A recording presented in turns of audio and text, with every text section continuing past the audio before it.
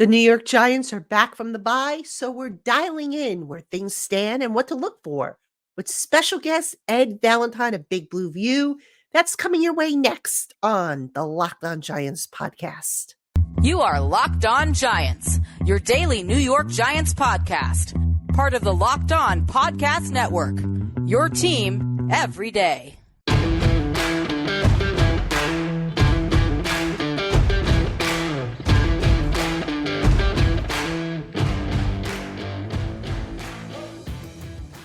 This episode of the Locked On Giants podcast is brought to you by Prize Picks.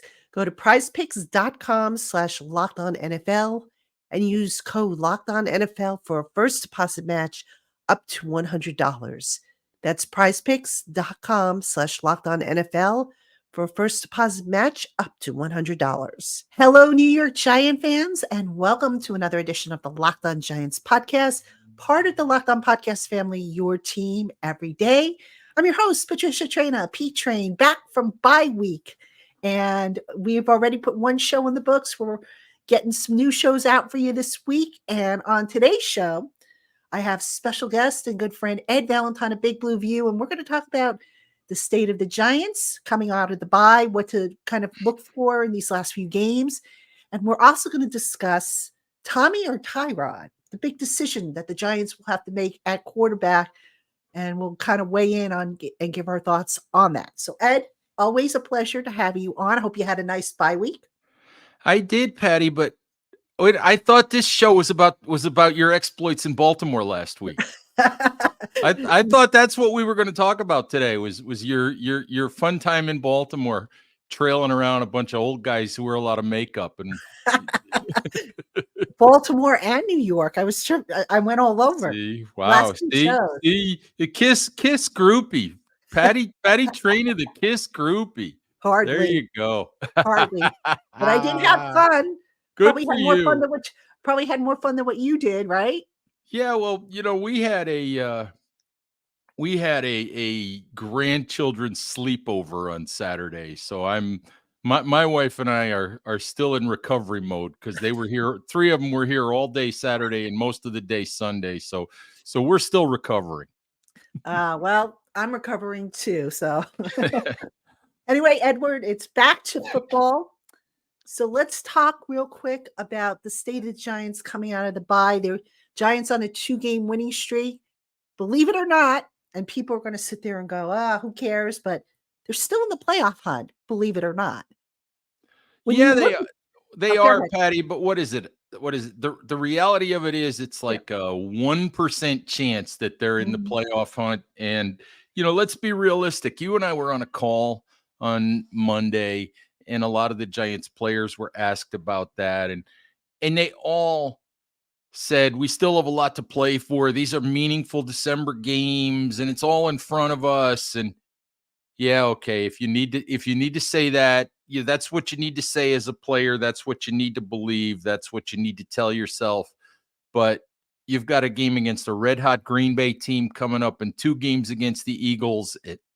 And the reality of it is the Giants are not going to run the table here and get to 9 wins. So it's nice to talk about, well, it's still there, but the reality of it is it's not happening. Exactly. It's virtual reality, kind of like what KISS is turning to do in the future. Fantasyland. There you go. I had to throw that in. See, Ed, you see what you started. But Ed, let's talk you expected me not to start trouble, Patty? Come on. I'm going to put you in jail. Oh my God. That's I managed.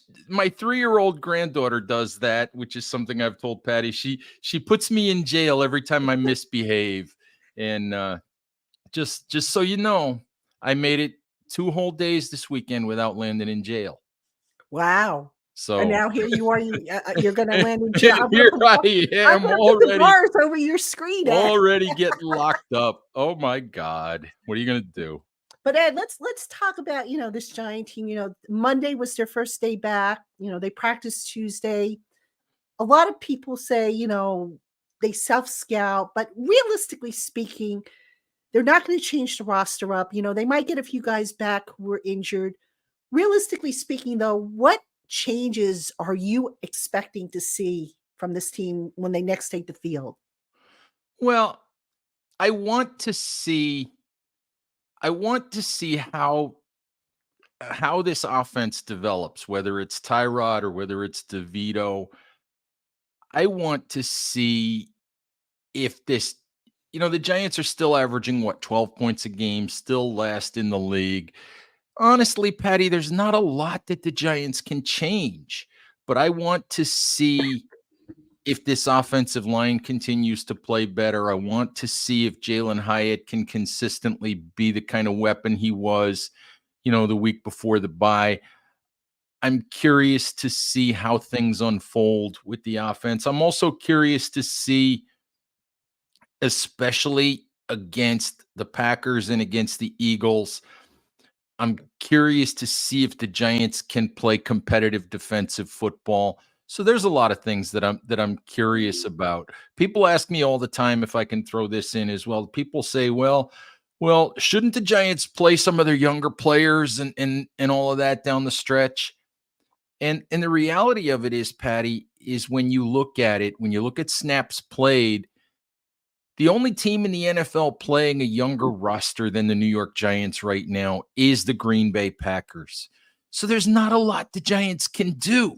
They're already playing all their young guys. I mean, and the young guys who aren't playing, we saw Jordan Riley finally, who a lot of us, including myself, have been banging the table for. We saw Jordan Riley before the bye, and it didn't look too good.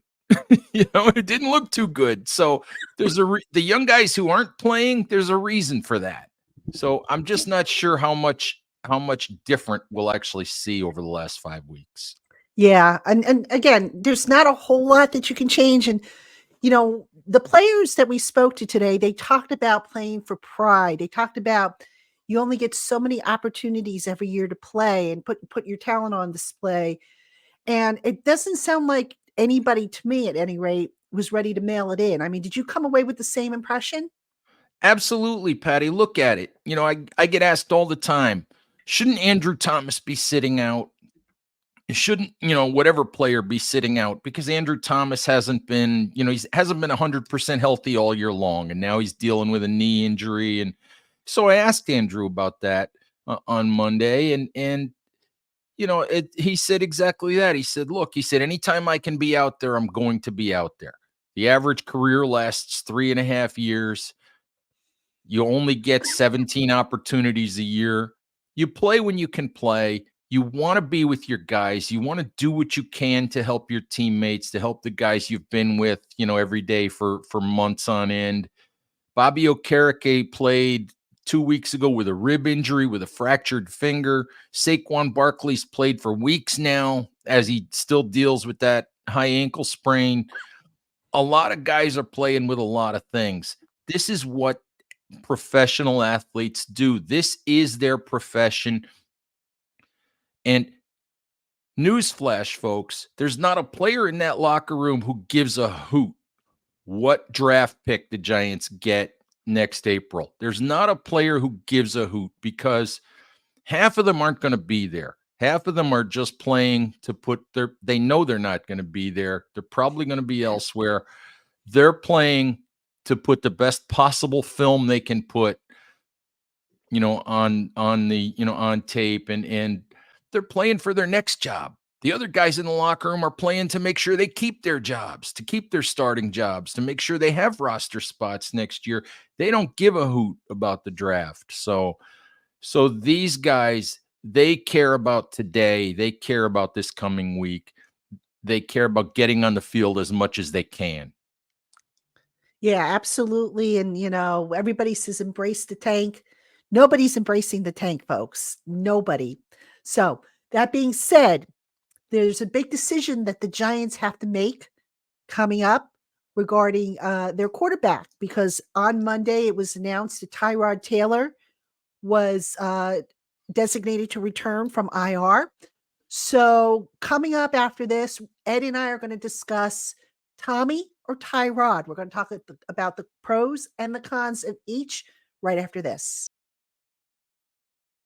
Today's episode is brought to you by our friends at Skylight Frames. You got that special person in your life you're trying to find the perfect holiday gift for? Look no further. We got you covered with Skylight Frame. Skylight Frame is a touch screen photo frame that you can actually send photos to straight from your phone, and they appear in seconds, which makes it super easy to even personalize the gift before you hand it off to that special person in your life. They're so confident that you're going to like Skylight, by the way. They offer free 120-day return. So why don't you go and check them out today? Over 1 million happy customers, thousands of 5-star reviews, recommended by folks like the Today Show, Forbes, New York Magazine, and more. As a special limited time offer right now, Locked On listeners are going to get a $15 discount on your purchase of Skylight Frames when you go to skylightframe.com/locked on. Get $15 off of your purchase of a Skylight Frame. Just go to skylightframe.com/locked on.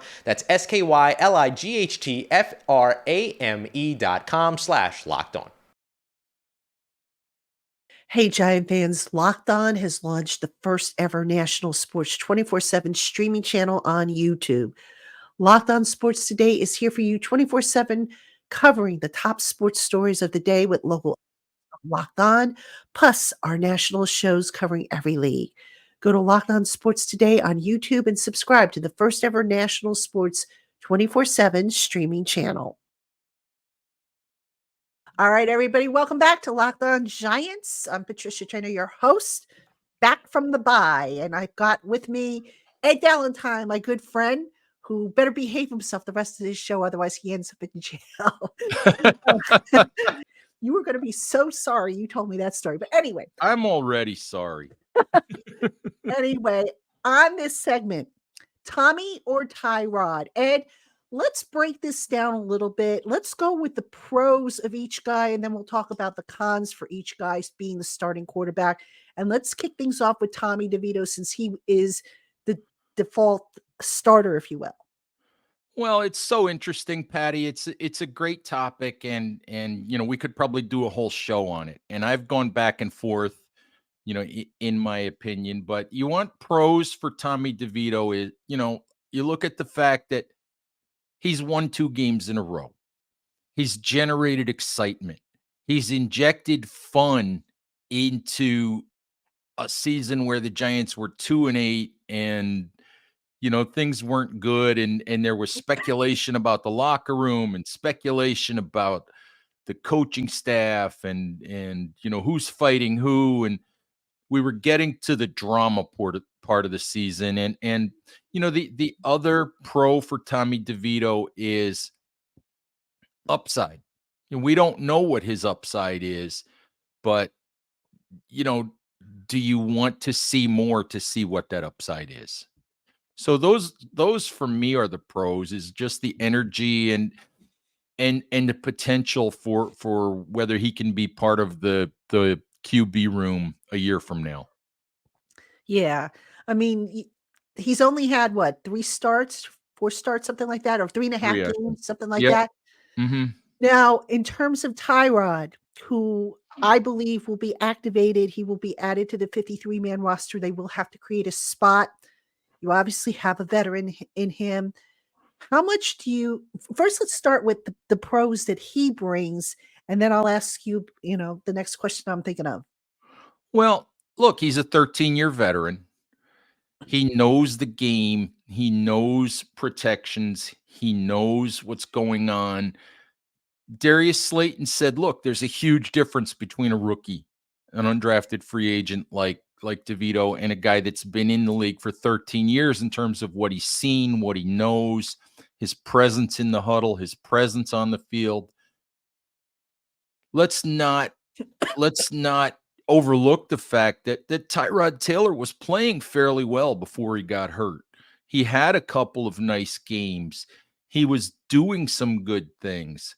So, for me, it's the experience. It's also the fact that despite being a 13-year veteran, to me, Tyrod Taylor has a little bit more mobility than Tommy DeVito. I think that maybe some of the sacks that we're seeing, simply based on what I see as DeVito sort of not being sure what he's looking at sometimes if his first read isn't there.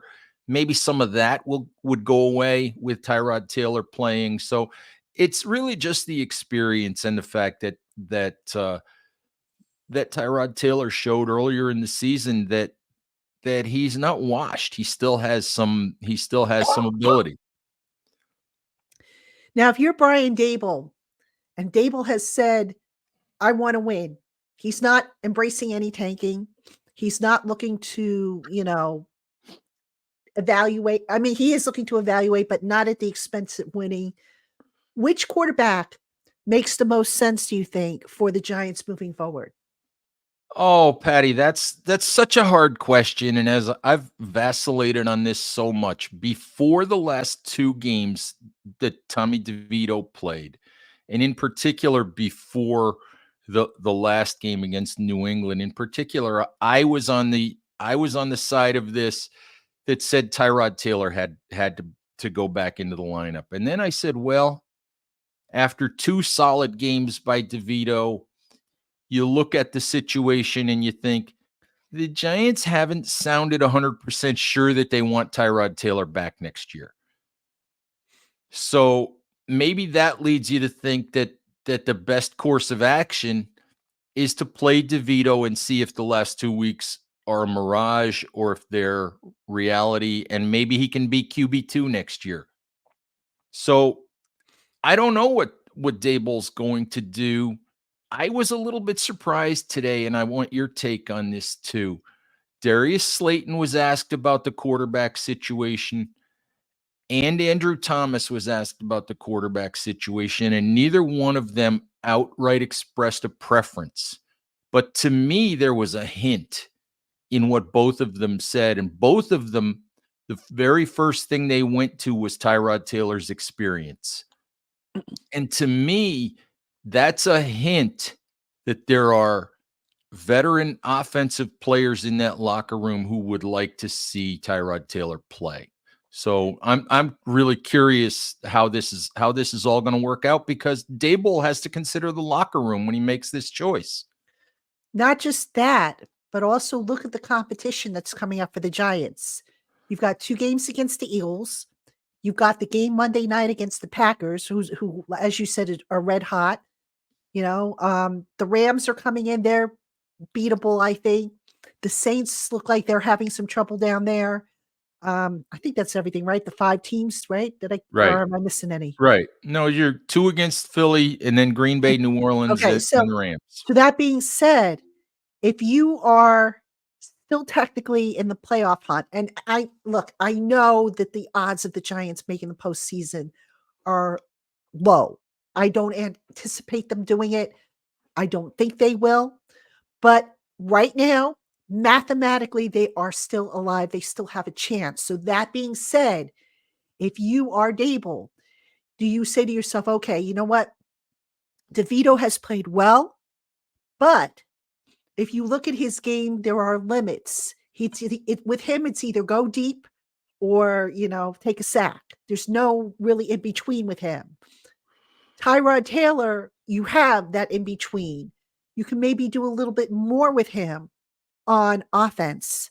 So to me, initially I was like, oh, you got to stick with DeVito. He hasn't done anything to lose the job. But the more I think about it, I could see and make a case for Tyrod Taylor taking back the starting job. Absolutely. And like I said, I keep going back and forth because you can make the long-term argument that the best thing to do is continue to see DeVito, and that there's excitement and that it's Monday Night Football and all of that. And you can make the short-term argument that the best quarterback between the two is Tyrod Taylor. Right now, today, the best quarterback is Tyrod Taylor. So it's an interesting decision for Daboll, and it will tell us a lot, I think, about whether, and he'll say he only cares about winning the next game. But this decision will tell us a lot about whether he's truly thinking about winning the next game or really beginning to turn his attention to how they're going to construct the roster in 2024. And as you mentioned, Tyrod, it sounds like they want to move on from him. Now, obviously we don't know what's going to happen, excuse me, with Daniel Jones and his recovery. Joe Shane said that, they're going to probably have to add another quarterback in some way, shape, or form. You figure if that's the case, maybe Tommy DeVito continues to be a developmental prospect. I mean, he's developed, but like I said, there's no in between in his game. So maybe it does make more sense to go with Tyrod Taylor. Although, would you be concerned, though, playing him, given his injury history behind the offensive line and also knowing that he's coming off of a rib injury? Patty, if they clear him to play, then no. They're not going to clear him to play if they think the ribs are still an issue. But one of the issues with Tyrod Taylor is that over the 2 years he's been with the Giants, every time he gets to play, it hasn't lasted because he gets hurt. And, we'll have to see how that goes. But, Daboll always says, look, if they clear the guy to play, he plays. So I'm not going to worry about it. Is it Bobby Okereke has been playing, played a couple of weeks with a rib issue and with a broken finger and, and all of that. So if they put him on the roster and he's capable of playing, then for me, put him out there if you think he's the best option. Today's episode brought to you by our friends at Prize Picks, the easiest and most fun way to play daily fantasy sports. And it just got a lot more fun because now with their new specials tab, it gets even crazier, the amount of things that you're able to put together. The basic idea behind Prize Picks is simple. You pick 2 to 6 players, choose whether or not those players are going to come in at more or less than their Prize Picks projections. Those could be NFL, NBA, MLB, NHL, or otherwise, does not matter. If you get all of them right, you can win up to 25 times your entry back. And right now, with their specials deals, you can have even more fun. You could do things like combine Travis Kelce from the NFL and LeBron James from the NBA, and then do a more or less on 10.5 3 scored, as well as catches made by Travis Kelce. Super, super cool stuff for you to go and check out. And I'm going to help you have even more fun with it today by going to prizepicks.com/lockedonnfl. Use the promo code LOCKEDONNFL in all lowercase as well, and you're going to get a first deposit match up to $100. It's a first deposit match up to $100 with the promo code LOCKEDONNFL at prizepicks.com/lockedonnfl. Daily fantasy sports made easy with your friends at Prize Picks. Today's episode brought to you by friends at FanDuel, America's #1 sportsbook and the official sports betting partner of the Locked On Podcast Network. Thursday Night Football right around the corner. As of right now, it's the Pittsburgh Steelers who are favored heavily over the New England Patriots with a 6-point spread, big time favorites in that game. Maybe sometimes you want to stay away from the favorites, bet on sort of the underdogs, things like that to try to maximize your winnings. Well, right now, if you're new to FanDuel, you don't have to do that because right now, new customers at FanDuel are going to get $150 in bonus bets by winning any $5 money line bet. So right now you've got the Pittsburgh Steelers that are heavy favorites. You put $5 down. If they win, you get $150 in bonus bets. That's like 30-1 odds on a $5 bet. That's almost a sure thing. And there are a bunch of others that you can get in on across the NFL, NBA, MLB, and otherwise, all across over at FanDuel. So go and check them out today, FanDuel.com/lockedon to get everything started. Once again, that's FanDuel.com/lockedon. FanDuel, official partner of the NFL. All right, Giant fans, welcome back to Locked On Giants. I'm Patricia Traynor, your host, with Ed Valentine, special guest, Big Blue View, and we're talking Giants. What else? Bye week's over. We're back. We're talking football again. Only another, 5 more weeks to go? And then it's all over. Gosh, Ed, where did the season go? I mean, is it me or did it fly by, despite the fact that it's been a long season? It's flown by, Patty, but I think it's sort of, went down the drain a while ago, too. So that's true. That's true. So anyway, on this segment, Ed, let's talk about some of the other potentially injured guys that could potentially be coming back and if it makes sense to bring them back. And I want to start with Evan Neal, who, of course, has been dealing with a severe ankle injury. His second one, I think this injury that he's dealing with is actually to his other ankle. Evan Neal has had a rough go of it. Do you bring him back and say, okay, Evan, show me what you got? Or do you say to yourself, okay, look, he's compromised at this point. We're probably not going to see, much better than what we've seen. What do you do with Evan Neal if he's able to, if you're able to play him? And I know what you just said before, but what would you do? Oh, Patty, I think that Evan Neal is a guy who you absolutely have to play. If he's able to get out there, you absolutely have to play him. Joe Shane said a week or so ago in his bye-week press conference, he said he still thinks Evan Neal is a right tackle. He still thinks he's capable of playing right tackle. But I think we know that the Giants have a huge decision to make, because that's debatable if Evan Neal is still a right, is able to play that position. And I think this year's been difficult because Neal had 2 ankle injuries. I think he's played 6 games, something like that this year. Ankle injuries that have cost him practice time and game time. He had a concussion that cost him probably more than a week of training camp. So he missed a lot of practice reps in the summer. So, it hasn't been a consistent year where you'd say, okay, from point A to point B, he's been able to have those practice reps and we've gotten a true indication of what he can do under good circumstances. But the numbers are what they are, Patty. His pass blocking efficiency is exactly what it was a year ago. He's giving up a sack and I happened to look it up this morning. He gave up a sack every 10 point something pass blocking reps a year ago. He's doing exactly the same this year. His pass blocking grades from Pro Football Focus, which I always tell people, take all of this with a grain of salt, but it is still the indication that we have. His pass blocking grades are exactly what they were a year ago, despite all of the work he did, in the offseason, changing his stance and changing his technique and working on his body and all of those things. We haven't seen any improvement.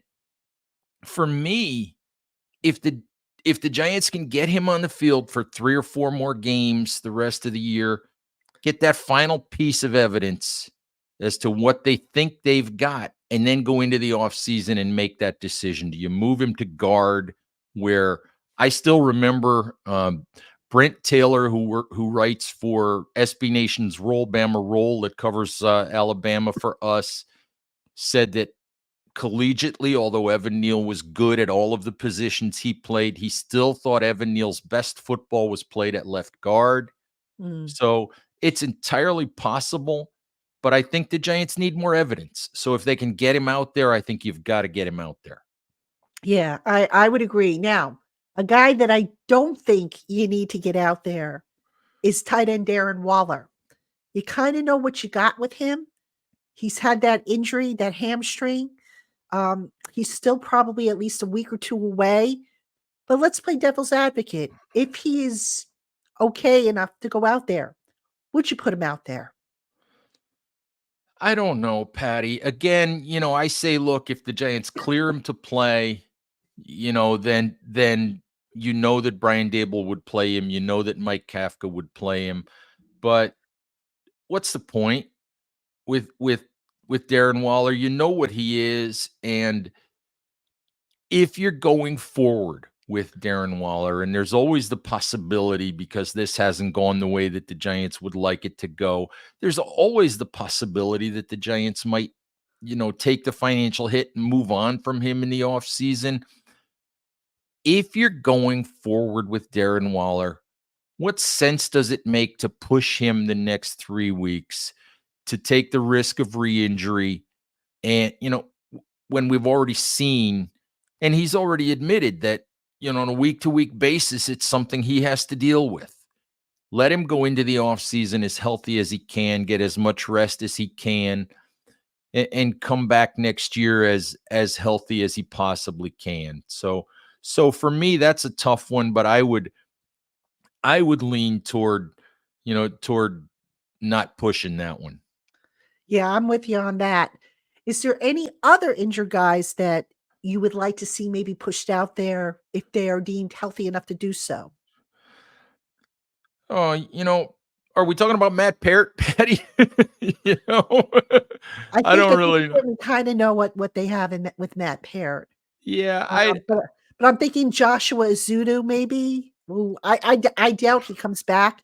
I I, think I his injury is yeah, season ending, but I think it would be nice to see Azudu, but I think Daboll has indicated that his injury is really most likely season ending. Unfortunately for Azudu, I've always thought of him as a long-term starting guard option, but he missed a lot of time as a rookie. He's missed a lot of time this year. He spent a lot of the time this year when he did playing in a spot where he shouldn't have been playing. And you just having missed so much time in his first 2 years, you just wonder about his development curve. So I would be curious, to be honest with you, somebody who's healthy as we get toward the end of the season. I would be curious if the Giants try to get, snaps for Marcus McKethan. mm, That's a guy I'd be curious about because they know what they have in Justin Pugh. They know what they have in Ben Bredesen. Both of those guys can be free agents, at the end of the year, and I'm curious to see which ones they bring back. But you pretty much know that Mark Lewinsky's not coming back. I would be curious to see if they would like to, now that he's basically had a full season of practice reps, I would be curious to see if they wanted to get McKethan out there for a couple of games and see what his development looks like. Because I've always said at the beginning of the year, it wasn't fair for McKethan to be out there. It just wasn't right. because he missed all of last year, had very little practice time this summer. And all of a sudden in week 2, he finds himself starting in games. And I thought, yeah, it's a miracle if the kid succeeded at the beginning of the seasons, which he didn't. Yeah. Yeah. A lot of questions about that offensive line, but look, you mentioned Pugh and you mentioned Bredesen. If you had to choose between which one to bring back, who would you pick? Oh, Patty. You're asking me all the tough questions this week, Patty. You know what? I Why love need to be Justin put in Pugh. jail then? Wait until I get you on my show, Patty. Listen, I love Justin Pugh, but I said when the Giants signed him, several weeks ago, I said, look, he's not a cure-all for the offensive line. He's still a 33 or 34-year-old guy coming off a major knee injury, and you're not sure what you're going to get. And you've gotten a lot of leadership from Justin Pugh.